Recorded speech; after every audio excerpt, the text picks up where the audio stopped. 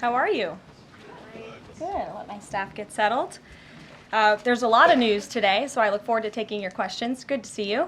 And I have some updates for you as well. Later today, President Trump will address the Business Roundtable's quarterly meeting, where he will tout his pro-growth economic agenda and answer questions before more than 100 of our nation's leading CEOs. In fact, it's the largest attendance ever for this event because business leaders are so eager and encouraged by President Trump's return to Washington. This follows President Trump's roundtable yesterday with the Technology CEO Council here at the White House, where he met with key leaders in the technology industry. And last night, President Trump also held an official swearing-in ceremony in the Oval Office for Sean Curran, who is now the 28th Director of the United States Secret Service. Sean demonstrated unbelievable bravery under gunfire in Butler, Pennsylvania this past July when an assassin tried to kill President Trump. As someone who got to know Sean personally throughout the campaign last year, I can say unequivocally that there is nobody better suited for this important role. And following the confirmation of Labor Secretary Lori Chavez DeRomer last night, the Senate has now confirmed 21 of President Trump's well-qualified cabinet-level nominees, far outpacing the previous administration. And looking ahead, tomorrow, the president will welcome the Taoiseach Micheál Martin of Ireland for the annual White House Shamrock ceremony. And Thursday, President Trump will welcome the NATO Secretary General for a working meeting and lunch. On the economy, February's jobs report was good news for America, particularly our manufacturing sector. The manufacturing sector gained 10,000 new jobs in just 1 month under President Trump. This rebound was led by the automobile sector, where we saw 9,000 new auto jobs created already. That is the most auto jobs added to the economy in 15 months. This was a complete turnaround from the Biden administration, where we were losing an average of 9,000 manufacturing jobs per month last year.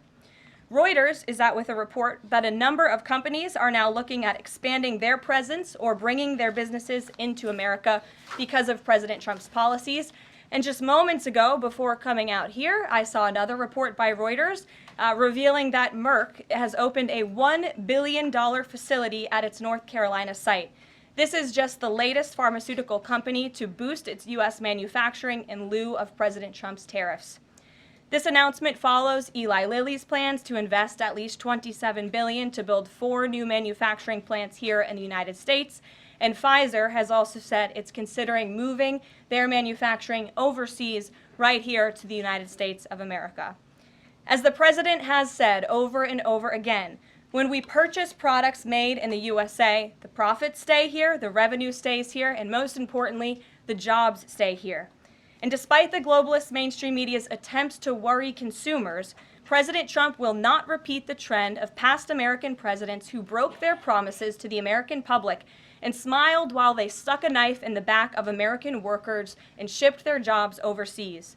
Our country has lost more than 5 million jobs in more than 90,000 factories due to devastating globalization over the last 3 decades alone. North Carolina lost 300,000 manufacturing jobs, including 60% of its furniture manufacturing jobs in the years following NAFTA. And in Michigan, globalist policies destroyed 250,000 jobs, including 40% of the auto industry, which again we know is clawing back because of President Trump's action already. These are harrowing statistics that represent countless towns and families who have been completely destroyed. But the America Last globalist era is ending under President Trump. He will no longer allow our country and our workers, our hard-working American families, to be ripped off. On another very important issue for the president, he continues to work hard to secure the border.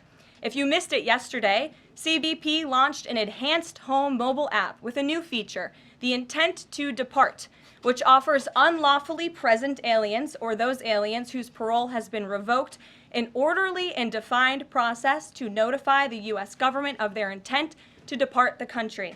The CBP Home app strengthens our mission to secure the border and provides illegal aliens with a straightforward way to leave now before facing much harsher consequences later. A new report from Bloomberg just found that the number of aliens trying to reach our country by traveling through the jungle to Central America dropped a whopping 99% last month. And this follows the incredible news that illegal border crossings plummeted last month as well, down 94% at our southern border from last February under the Biden administration. As President Trump made clear during his historic address to Congress, we must finish this job and continue to carry out the largest deportation campaign in American history. And that is why the president fully endorses the continuing resolution that is before Congress and was negotiated by Speaker Johnson. He is encouraging all Republicans to vote yes on this clean CR, which freezes funding at current levels and will prevent the Democrats from getting their long-awaited government shutdown. Voting against this CR will hurt the American people and kill the incredible momentum that President Trump has built over the past 51 days. And lastly, before I take questions, I would like to commend the Washington Post, who I believe is in the room today. According to a new report from Axios, the Washington Post is overhauling their newsroom structure. It appears that the mainstream media, including the Post, is finally learning that having disdain for more than half of the country who supports this president does not help you sell newspapers. It's not a very good business model. And that's why we have people in our new media seat. And today we have Sargar Anetti, who is the host of Breaking Points, a popular political YouTube news and podcast show that has racked up nearly 1 billion views on YouTube, several hundred million podcast downloads since its launch in June 2021. He's also a former member of the White House Correspondents Association, but is now a part of the thriving independent media.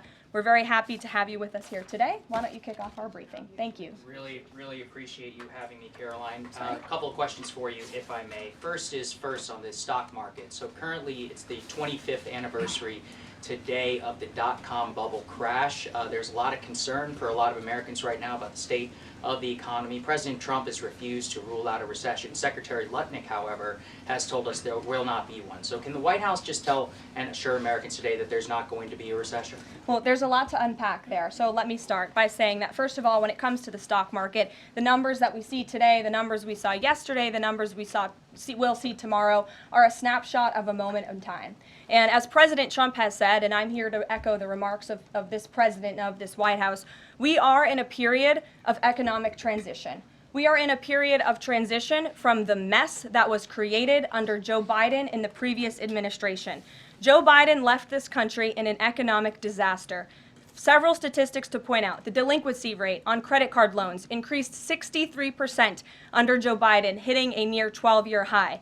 Under Joe Biden, all net job growth went to foreign-born Americans. Real wages declined by 1.5% under Joe Biden. And as we all know, and this administration continues to combat, prices soared more than 20% under Joe Biden because of his reckless spending and economic policies. So we are in a period of transition from that economic nightmare under a president who had no idea what he was doing, never held a private sector job in his life, into a golden age of American manufacturing under a businessman and a deal maker in chief in President Donald J. Trump, who is implementing the formula that we know works. Look at President Trump's results in his first term. If people are looking for certainty, they should look at the record of this president. That's why the American people re-elected him back to this office. And look at everything that President Trump has already done and his team has already done in just 51 days. The massive efforts to deregulate. Tax cuts, which we need Congress to pass the Trump economic agenda, the Trump tax cuts, which will unleash economic growth.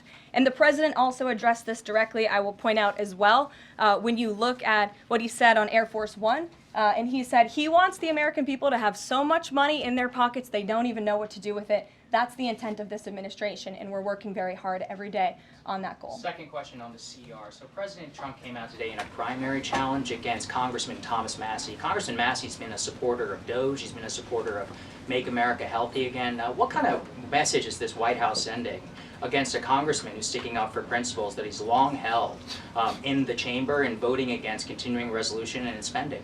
I think the president has made it very clear that he believes it's critical for conservatives and Republicans, and frankly all members of Congress, to get behind this continuing resolution to keep the government funded. The president wants to continue the momentum that he has built over the last 51 days.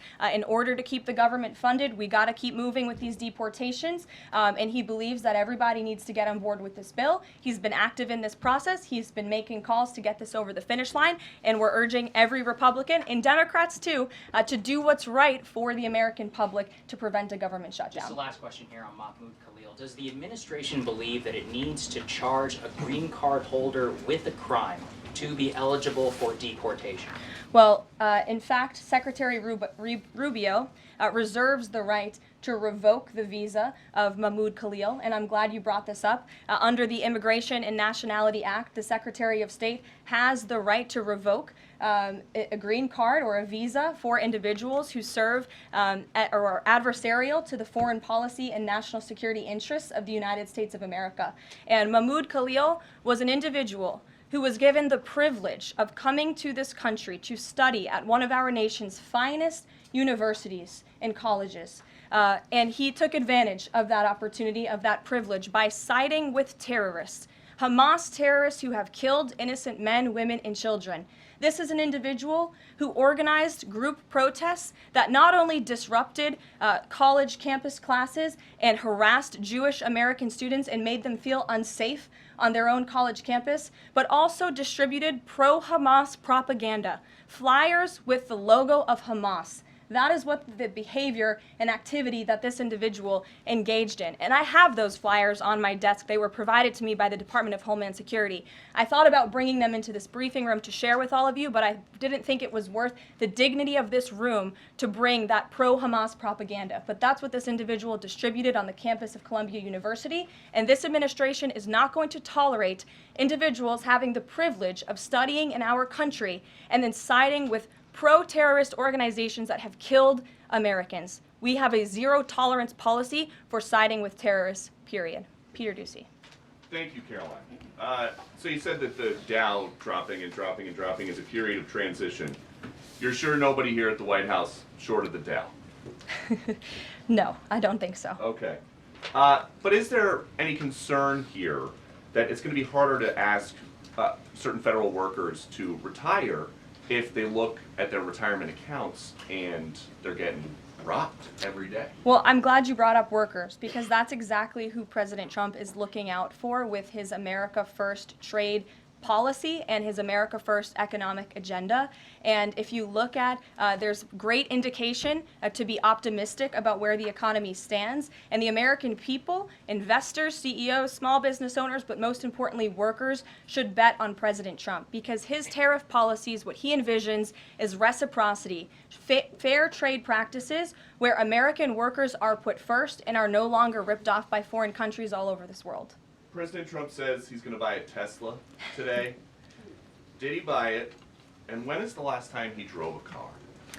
That's a very good question. I have heard the president remark that he misses being able to drive, that luxury of driving his own vehicle, although the Beast is nice, but he is going to be viewing a Tesla that is making its way to the White House complex now, I can confirm.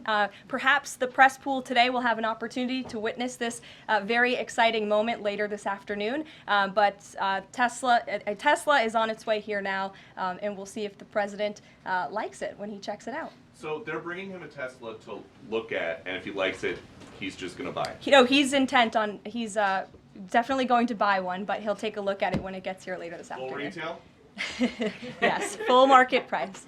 Kelly. Can we talk about Canada? What is the status of President Trump having a conversation with Mark Carney? We have seen the president use the term governor to refer to Justin Trudeau. Will that moniker also go to Mr. Carney going forward? And is the decision to increase the tariffs, is that based on a specific economic metric that he looked at? Is it impulse? How would you describe his reaction to candidates? The president has not yet spoken to Mr. Carney, not since I checked, which was just moments ago. But certainly his phone is always open to leaders who wish to speak with him. As for the tariffs, the president made his position on this quite clear with the statement that he put out. And it was a retaliatory statement due to the escalation of rhetoric that we've seen out of Ontario, Canada. The president saw the Premier, Doug Ford, make an egregious and insulting comment threatening to shut down electricity for the American people, for hardworking American families. He made that threat. The president saw that and has an obligation and a responsibility to respond accordingly and represent the interests of the American people. So he has made the decision to add a 25% tariff. So now steel and aluminum tariffs will come into effect tomorrow at the rate of 50%.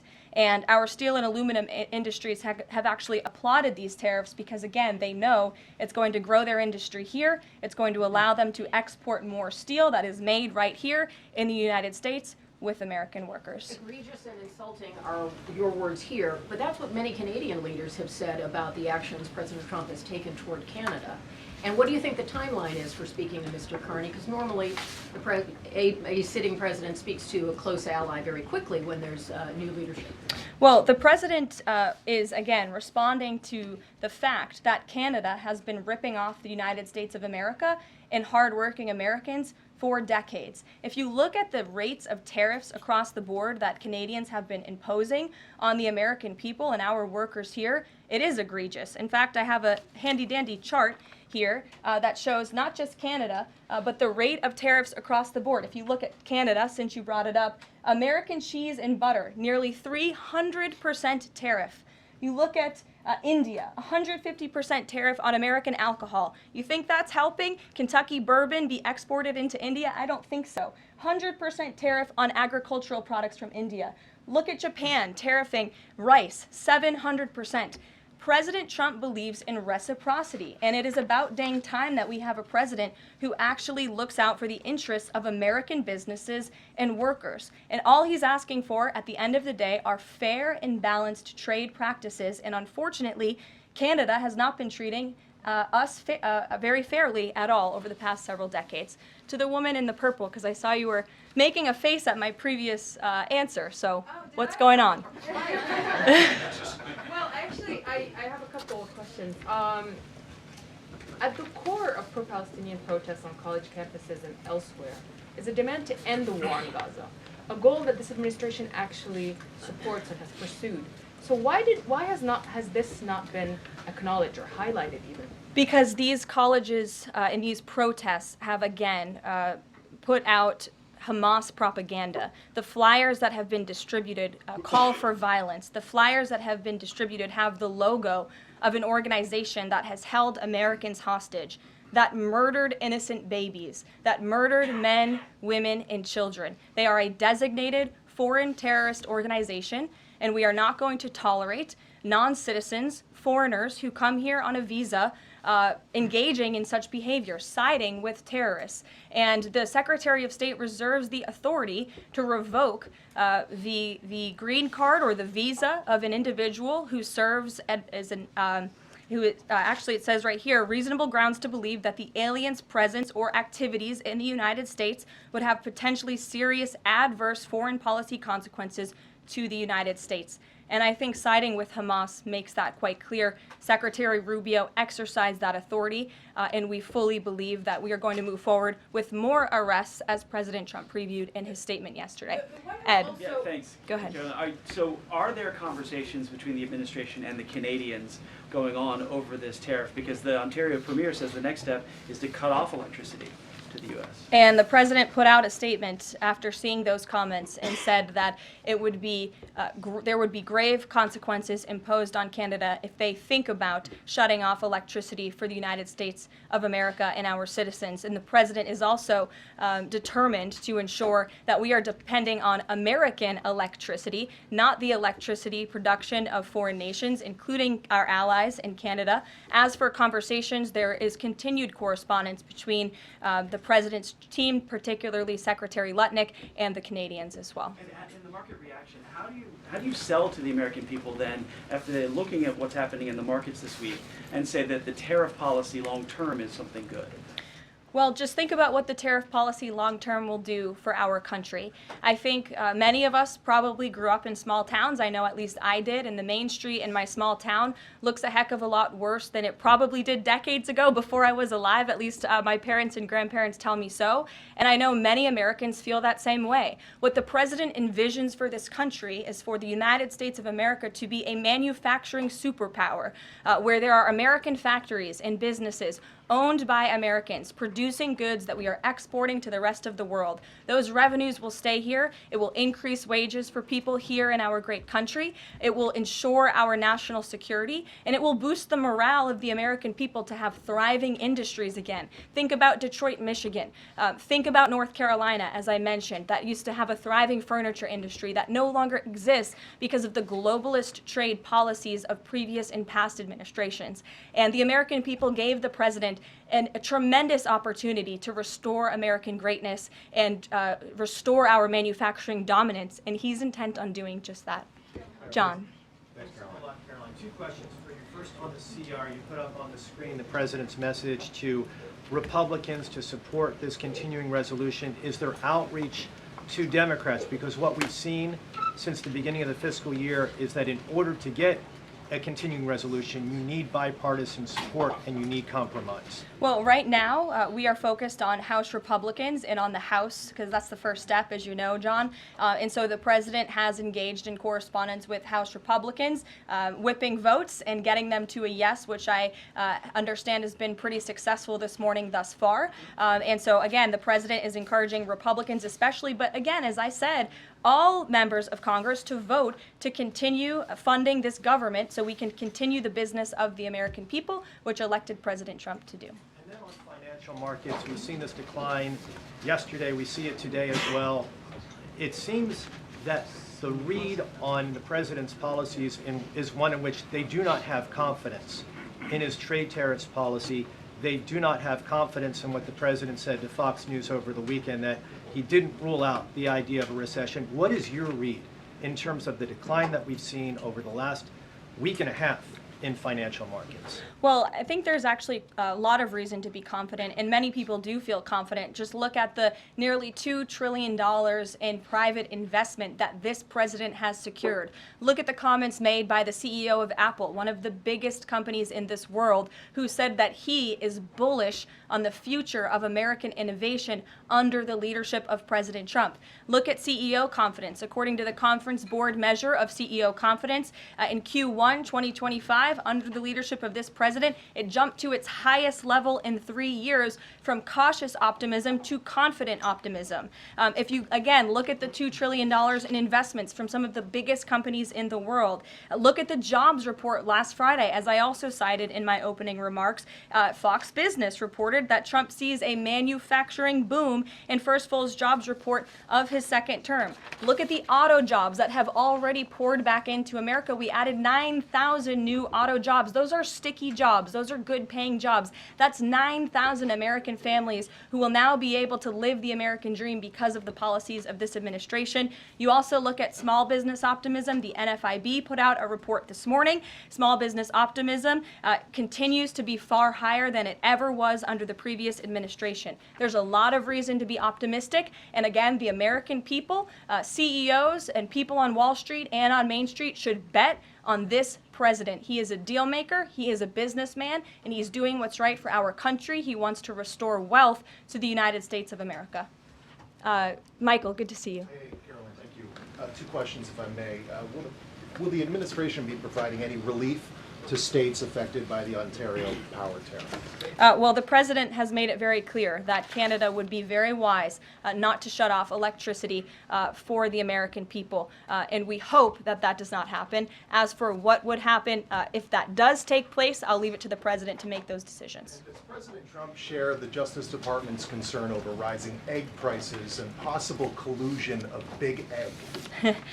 Well, we definitely We definitely do share the concerns of the American people when it comes to the price of eggs. However, good news, the average cost of a dozen eggs is actually down since Secretary Rollins and President Trump announced their plan. It's down $1.85. So that's good news on the cost of eggs. And as we know, under the Biden administration, egg prices went up 22%. This is another example of an economic mess that President Trump inherited, and the Secretary of Agriculture and the President are focused on fixing it. Secretary Rollins put out a 4-point plan rather, to address this crisis, and she has been honest and realistic with the American people, as this administration always is. It will take about 3 to 6 months to get the egg supply back to where it should be, but she's focused, and this administration is focused on doing that every day. Karen. Thanks, Caroline. Just back on the markets, you said that what we're seeing this week right now on Wall Street is a snapshot of a moment in time. But does the president think he bears any responsibility for the turmoil in the stock market this week? Look, the president is unwavering in his commitment to restore American manufacturing and global dominance, and I think he doubled down on that this morning with his new statement and the tariffs that will be implemented tomorrow on steel and aluminum. And he has said recently he's not looking at the market. He said you can't really watch the stock market, but all of the gains since Election Day have been erased in the S&P 500. At what point, how far do stocks have to fall before the president considers it a factor and changes course? Again, as I just said, the president will look out for Wall Street and for Main Street, just like he did in his first term, and people on Wall Street and Main Street should bet on this president. He's doing what's right for this country. Nick, good to see you. Good to see you too. Thank you, Caroline. So, is the president prepared, like what we saw with Congressman Massey, to pressure other Republican lawmakers into supporting this continuing resolution? Well, he is very much, as I said, engaged in this process. He's been making calls to lawmakers on Capitol Hill, and I think his statements against Congressman Massey speak for themselves, and I will let the president put out any additional statements if he chooses to, but he fully expects all House Republicans to vote for this continuing resolution. And just to follow up, can we start to anticipate seeing more of the president weighing in on upcoming 2026 races like we saw this morning? I'm not sure about that. I'm not even sure if I'm allowed to speak about that from this podium. I would check in with our outside political team for guidance on future races and the president's involvement. Elena. Thank you. I wanted to ask about some comments Elon Musk made yesterday. He said that there is $500 to $700 billion in waste and fraud and entitlement spending. He called it, quote, the big one to eliminate. Earlier this month, he also referred to Social Security as a Ponzi scheme. Should Americans expect changes, big changes, to Social Security and Medicare? President Trump has been unequivocally clear on this. He is going to protect Social Security and Medicare benefits and Medicaid for hardworking Americans who paid into these entitlement programs and deserve those hard-earned benefits. And unfortunately, the mainstream media has taken Mr. Musk out of context. I saw a Bloomberg headline that our team actually worked on getting updated and fixed because it was so wrong, and it took Mr. Musk out of context. What he was specifically referring to cutting was the waste and the fraud and abuse that does exist in these programs. According to an IG report from the Social Security Administration, there's more than $70 billion of fraud in the Social Security program alone that we know of. And so the president will continue to protect these programs for hardworking Americans, and actually cutting the waste, fraud, and abuse out of these programs will protect it for hardworking Americans. Okay, respectfully, he said around $500 to $700 billion. There was no evidence to claim that, and also if that is the case, that would represent more than a third of what Social Security paid out last year, maybe 20% of Social Security and Medicare. Again, if you read his full quote, he said, "We think," so it's an estimate based on what he's seen. He's not saying definitively, he's saying that's what DOJ suspects and thinks. And that's exactly why DOJ was created, to ensure that we are investigating the fraudulent spending, the wasteful abuse across our federal government. And I would remind everybody in this room that 77% of the American people support this effort by Elon Musk and DOJ to identify such waste, fraud, and abuse. Caroline. Go ahead. Thanks, Caroline. You're welcome. If we could just step back for a second. When President Trump last addressed the BRT when he was on the campaign trail, his big push was on tax cuts. He's going there today as he's proposing tax hikes in the form of tariffs. Not And I'm true. curious He's not for doing why that. he's prioritizing that over the tax cuts. He's actually not implementing tax hikes. Tariffs are a tax hike on foreign countries that, again, have been ripping us off. Tariffs are a tax cut for the American people, and the president is a staunch advocate of tax cuts. As you know, he campaigned on no taxes on tips, no taxes on overtime, no taxes on Social Security benefits. He is committed to all three of those things, and he expects Congress to pass them later this year. I'm sorry, have you ever paid a tariff? Because I have.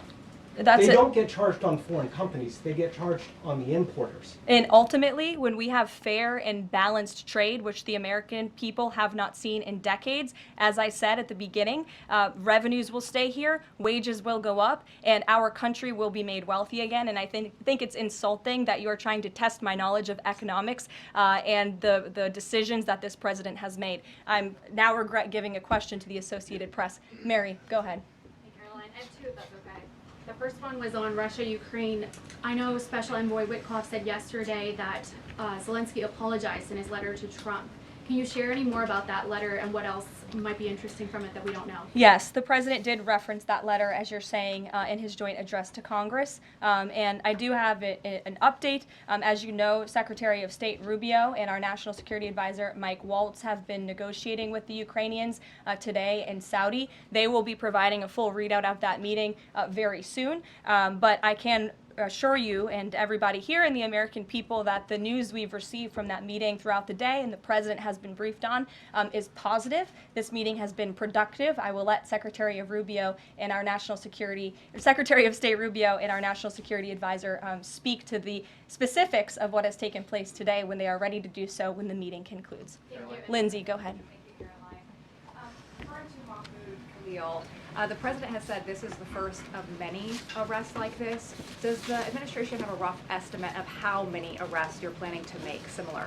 I don't have an estimate. I do know that DHS, based on very good intel that they have gathered at the direction of the president's executive order, which made it very clear to the Department of Homeland Security that engaging, as I said, in anti-American, anti-Semitic, pro-Hamas protests will not be tolerated. So since the president signed that executive order and since Secretary of Known has taken the oath at DHS, they have been using intelligence to identify individuals on our nation's colleges and universities, on our college campuses, who have engaged in such behavior and activity, and especially illegal activity. And so I don't have a readout on how many arrests will come, but I do know that DHS is actively working on it. And I also know that Columbia University has been given the names of other individuals who have engaged in pro-Hamas activity, and they are refusing to help DHS identify those individuals on campus. And as the president said very strongly in his statement yesterday, he is not going to tolerate that, and we expect all America's colleges and universities to comply with this administration's policy. Jasmine. Thank you so much, Caroline, for the question. On Canada, after all of these threats to increase tariffs or turn off electricity, I wonder, does this administration still consider Canada to be a close ally of the United States? Well, I think Canada is a neighbor. They are a partner. They have always been an ally. Perhaps they are becoming a competitor now. But as the president also laid out in his Truth Social post today, he believes that Canadians would benefit greatly from becoming the 51st state of the United States of America. And I actually looked into some of the research about the cost of living in Canada, and the cost of living is much higher than it is here in the United States of America. The average cost of a home in Canada is much higher. In Quebec, the highest tax rate for an income of $150,000 or more is 53.3%, more than half of Canadians' incomes they are being taxed on. So the president has made it clear that he believes Canadians would be better served economically, militarily, if they were to become the 51st state of the United States of America. Reagan. Thank you, Caroline. A week ago, Attorney General Bondi said a truckload of Epstein files had been delivered to her office from the SDNY. When can we expect those files to be released to the public? I would defer you to the Department of Justice. I don't have a timeline here. Do you have any update on the JFK files? I don't at this moment. Again, I would defer you to our DNI director, Tulsi Gabbard, and also the Department of Justice. I know that they are working on that diligently, as the president requested them to do. Christian. Thanks, Caroline. Two questions, since we've been talking a lot about tariffs. Have there been any updates on standing up the External Revenue Service to collect revenue from that? Well, we need reciprocal tariffs to go into effect first, and as you know, the president will be rolling those out on April 2nd, and then the next start of that process is collecting that revenue to ultimately create the External Revenue Service, which Secretary Lutnick is working very hard on and is quite enthusiastic about, if you have noticed from his media interviews. Can the president do that through executive action, or will it require legislation? Well, the president already signed an executive order to direct the Secretary of Commerce to establish the External Revenue Service, or at least to identify ways in which it can be done. I would defer you to the Department of Commerce for more on specifics on that. Sure, in the back. Thank you very much, Caroline. I have a few questions on South Korea and North Korea. First question, as you know, South Korean President Yoon has been released from illegal detention. What is the reaction of the United States as an ally? Is there a possibility of a summit with President Trump when President Yoon returns? Second question on North Korea. North Korea launched the several ballistic missiles into the west coast yesterday. What is the White House's reaction on this? Sure. Yes, I'll start with your question on North Korea.